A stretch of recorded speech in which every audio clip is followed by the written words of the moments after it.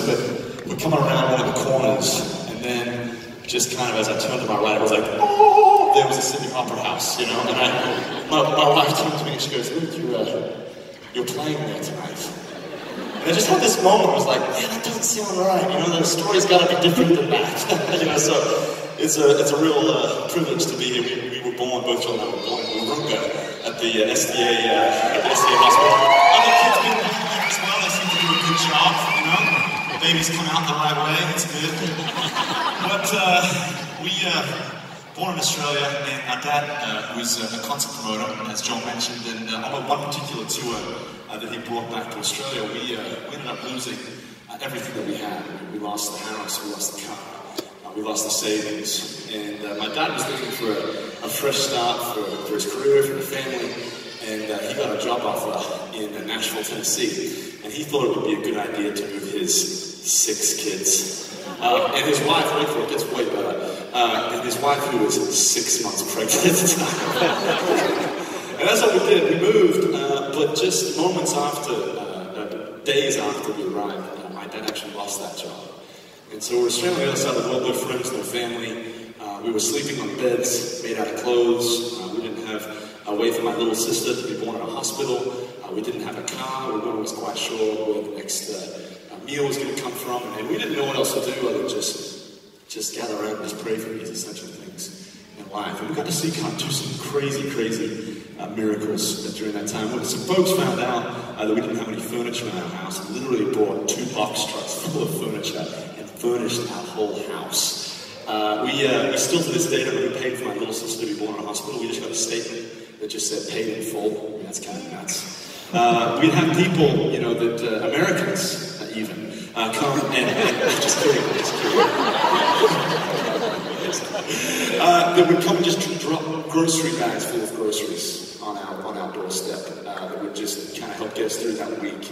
And then probably the most remarkable story was this. In the States, they have this thing called Thanksgiving. Are you guys aware of Thanksgiving? Yep. It's a holiday designed for Americans to be reminded to be thankful every year. That was a joke, and nobody laughed.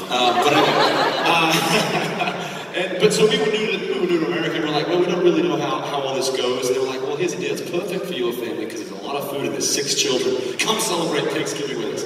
And so we did, and at the end of the night, we had this wonderful time with our first Thanksgiving. At the end of the night, the father of the household came to us, and he said, hey, I want to give you the keys to my brand new car. I just want you guys to have it. So we quickly fell in love with Thanksgiving after that. Pretty special. And what we realized as young boys, as a family, when you walk through some of those things, we realized this: the moment that we stop giving to each other, giving to our friends, giving to our neighbors, our souls go dark. And some of you might be wondering, well, what does this have to do with anything? We've been a part of an organization called Compassion International for a number of awesome fans of Compassion. We've been a part of an organization for a number of years. Compassion International is a child sponsorship program that specializes in reversing the cycle of poverty in third world countries. It believes that by pouring into the youth of these countries, they'll be able to raise up the next Mother Teresa's, the next Billy Grahams, the next senators, the next prime ministers, and they'll be able to transform these countries from the inside out. And I heard a very cool story about a young man named Richmond. He was born in Uganda, and he was born into a fairly affluent family in Uganda, but at a very young age, his father was actually murdered. And with all of that, with that murder, out went all the provision for the family. And so they ended up being forced to move into the slums. And the slums is just unthinkable. I'm sure many of you have seen it. Just unthinkable struggle.